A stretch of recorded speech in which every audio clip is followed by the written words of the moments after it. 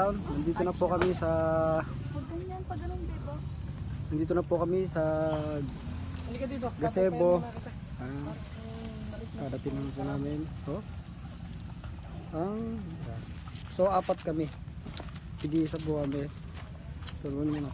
So may parang tatlo lang binigay. Apat. Kita-kits tayo sa loob. Mga ka-vlog. So ito po yung opening niya bago ka makapunta sa main view. So ang ganda po ng view dito. May kita po natin yan with my lovable girlfriend. Smile babe. So ayan. So ang sabi daw po nila hanggang alas 10 po ang pagsasara nito. So pwede tayo hanggang alas 10. Siguro hindi na dahil gagabihin tayo mga curfew. Yan.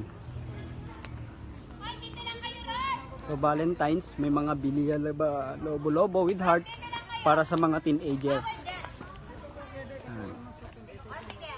Ay, bawal daw doon. Alright. Bawal daw doon, dito lang kayo. Alam ko nga, ba't bawal daw sila So yan. Maganda siya parang nasa Baguio. Yan.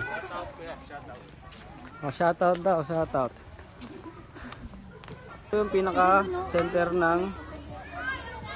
ng Gazebo Amusement Park. So yan na po yung mga kasama namin. So madaming mga tao, mga kids. So yan po, may kita po natin sobrang taas. Yung mismong mga mango farm, mango farm. Ayan mo, mga mango farm. Ayan.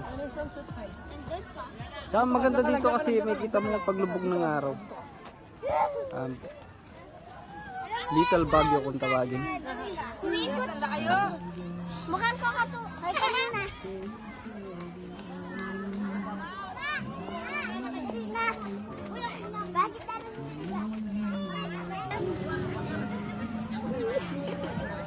Bakit